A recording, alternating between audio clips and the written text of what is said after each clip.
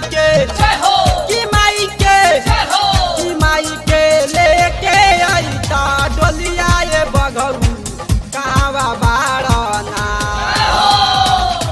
कहवा बाड़ना ये बघऊ कहवा बाड़ना कि माई के कि माई के कि माई के लेके आईता डोलिया ये बघऊ कहवा बाड़ना।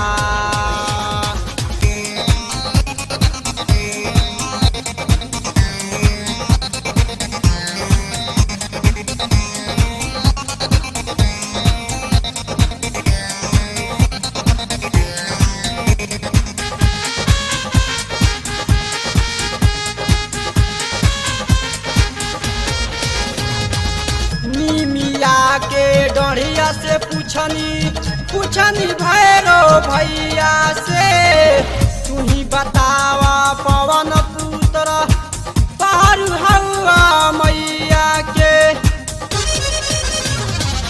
निमिया की डढ़िया से पूछनी भैरो भैया से तू ही बतावा पवन पुत्र पारू हवा मैया के।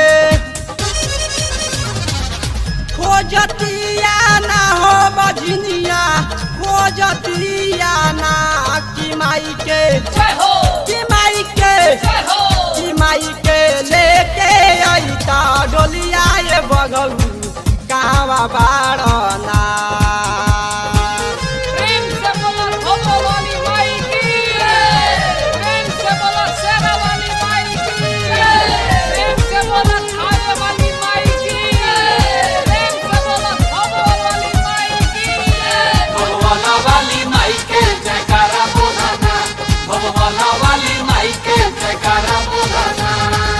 चांद सूरज धरती से पूछनी नीला गगन से हो कहाँ बड़ी से रवाली माई कवनी देशवा गईली हो। चांद सूरज धरती से पूछनी नीला गगन से हो कहाँ बड़ी से रवाली माई कवनी देशवा गईली हो। रोवतिया ना हो बजनिया रोवतिया ना कि माई के कि माई के कि माई के लेके आईता डोलिया ये बघऊ कहवा बाड़ना।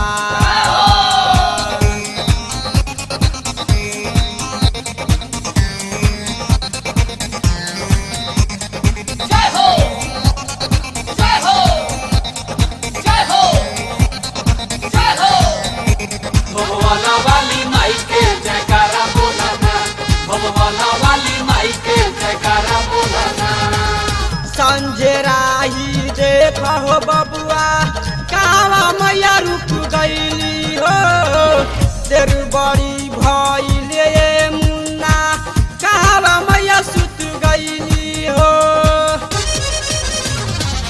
संजराही देखा हो बबुआ कहवा मैया रुक गईली हो तेर बड़ी भइले मुन्ना कहवा मैया सुत गईली हो।